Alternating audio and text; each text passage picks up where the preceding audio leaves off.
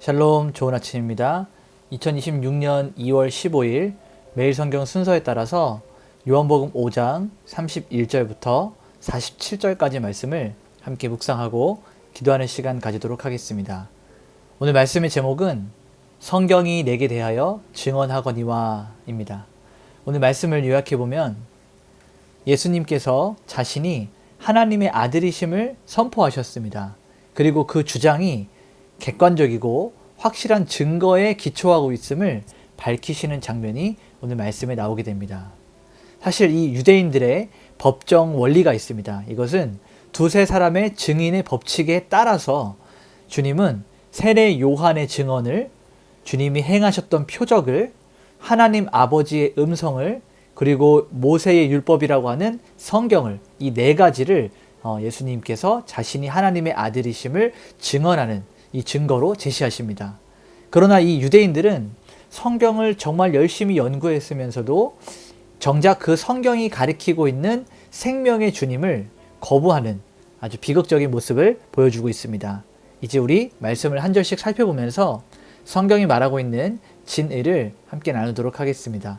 첫 번째 단락은 31절부터 36절까지 말씀인데요. 여기에는 세례 요한의 증언이 나오게 됩니다. 자, 33절과 35절을 보면 너희가 요한에게 사람을 보내매 요한이 진리에 대하여 증언하였느니라. 자, 요 33절의 말씀을 보니까 사람들이 요한에게서 진리에 대한 말씀을 들었다.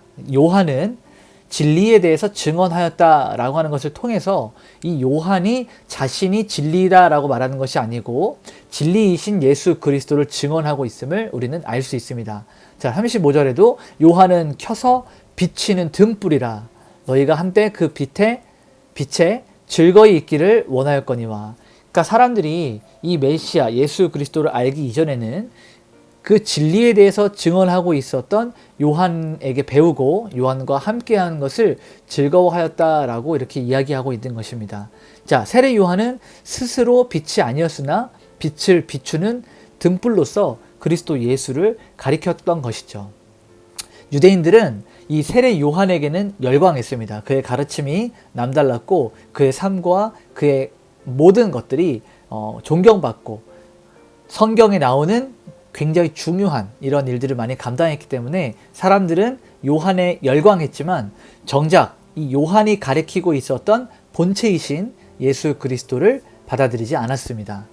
자, 36절을 보니까 내게는 요한의 증거보다 더 큰 증거가 있으니 아버지께서 내게 주사 성취하게 하시는 역사, 곧 내가 하는 그 역사가 아버지께서 나를 보내신 것을 나를 위하여 증언하는 것이요 라고 하는 예수님의 말씀이 나오게 됩니다.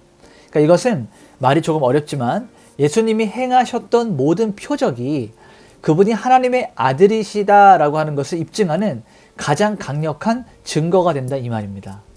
이 박연선 목사님은 예수님께서 행하셨던 이러한 기적들이 단순한 기적이 아니라 하나님이 그의 아들을 인치고 권위를 부여하셨음을 보여주는 하늘 도장이다 라고 설명을 합니다. 굉장히 탁월한 설명이죠. 하나님께서 예수 그리스도에게 인치셨다. 이는 나의 아들이다 라고 세상 가운데 보여주셨다는 것입니다. 자, 두 번째 단락을 보게 되면 37절, 38절 말씀이 나오게 됩니다. 여기에는 아버지의 증언과 하나님의 말씀이 나오게 됩니다. 자, 37, 38절을 같이 한번 보게 되면요.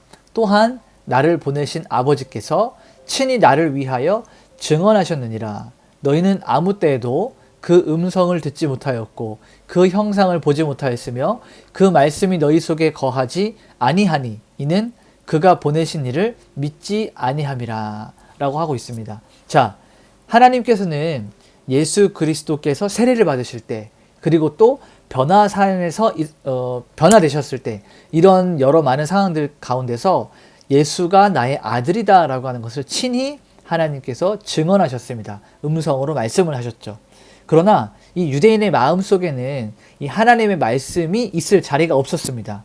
형식과 전통에 매여서 그들은 본질을 보지 못하는, 본질을 놓치는 우를 범하고 있었기 때문입니다. 자, D.A. 카스는 하나님을 잘 안다고 자부하는 자들이 그분이 보내신 아들을 알아보지 못한다라고 하는 것은 그들이 실제로 하나님의 말씀을 전혀 깨닫지 못하고 있음을 증명한다라고 설명하고 있어요.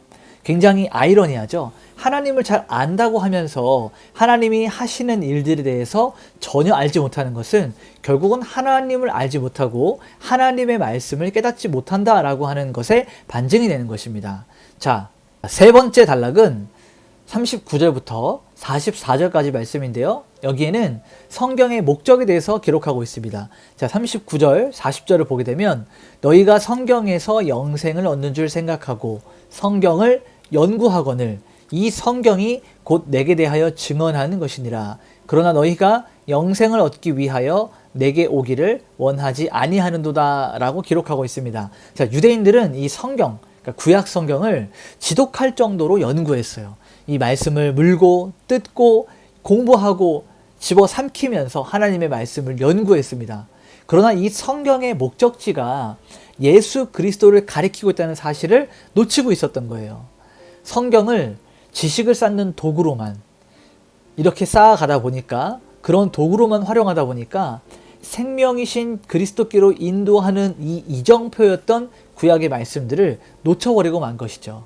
그래서 존 칼빈은 그리스도를 통하지 않고 성경을 읽는 것은 길 잃은 방랑과 같다라고 이야기합니다. 여러분, 성경 읽기가 굉장히 중요하다고 제가 설교 시간과 여러 많은 상황들을 통해서 여러분에게 강조를 하였습니다. 그런데 성경을 그냥 읽는 것이 중요한 것이 아니라 그 안에 담긴 성경이 가리키고 있는 그리스도 예수를 발견하며 읽는 것, 이것이 굉장히 중요하다라는 사실을 우리는 다시 한번 기억해야 됩니다. 자, 44절을 보니까 너희가 서로 영광을 취하고 유일하신 하나님께로부터 오는 영광은 구하지 아니하니 어찌 나를 믿을 수 있느냐라고 주님이 말씀하세요.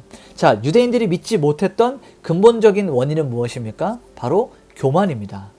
하나님의 영광보다 사람들의 인정을, 자기의 의를 더 사랑했기 때문에 낮고 겸손하게 오셨던 그리스도를 영접할 수 없었던 것이죠. 마지막 네 번째 단락은 45절부터 47절까지 말씀인데요. 여기에는 증인이 된 모세가 나오게 됩니다. 자, 46, 47절을 보니까 모세를 믿었더라면 또 나를 믿었으니 이는 그가 내게 대하여 기록하였음이라. 그러나 그의 글도 믿지 아니하거든 어찌 내 말을 믿겠느냐 하시니라. 자, 유대인들이 가장 존경하는 사람이 누구냐면 바로 모세였습니다. 근데 그 모세가 도리어 그들을 고발하게 되는 이 증인으로서의 역할을 하게 되는 것입니다. 모세가 기록했던 율법과 또 제사, 제도, 이런 모든 것들은 앞으로 오실 예수 그리스도의 그림자였기 때문이에요. 예표였기 때문입니다. 그러니 이 기록된 말씀을 진실로 믿는 자였다면 그 말씀의 성취가 되시는 예수 그리스도를 거부할 수 없었을 것이다 라고 하는 것을 주님이 말씀하고 계시는 겁니다. 자, 오늘 말씀을 좀 정리하면 원포인트로 성경의 모든 말씀은 우리를 예수 그리스도께로 인도합니다 라고 적용하고 또 마무리할 수 있을 것 같습니다. 지식적인 연구와 사람의 영광을 구하는 마음들을 내려놓고 오직 성경이 증언하는 생명의 주님께 나아갈 때 비로소 진정한 영생을 누리게 되는 것입니다. 자, 오늘 우리 이렇게 한번 적용해 봅시다. 성경을 지식을 얻기 위한 책으로만 그렇게 공부하고 그렇게 읽고 있지는 않았는지 한번 살펴봅시다. 말씀을 펴서 읽을 때마다 이 말씀이 예수 그리스도를 어떻게 가리키고 있는가 묻고 기도하며 하나님께로 나아가는 그런 은혜를 구하는 하루가 되길 소망합니다. 그리고 우리 이렇게 한번 같이 기도할까요? 하나님, 수많은 증거를 통해서 예수님께서 하나님의 아들이심을 깨닫게 하시니 감사합니다. 우리 안에 있는 의심을 버리고 확신 있는 그 믿음 위에 서게 하여 주시옵소서. 성경을 읽을 때마다 생명 되신 예수 그리스도를 인격적으로 만날 수 있는 감격이 회복되는 성경 읽기, 신앙생활이 될 수 있도록 하여 주시옵소서. 우리 이렇게 기도하면서 오늘 하루를 온전히 주님께 올려드리도록 하겠습니다. 기도하시겠습니다.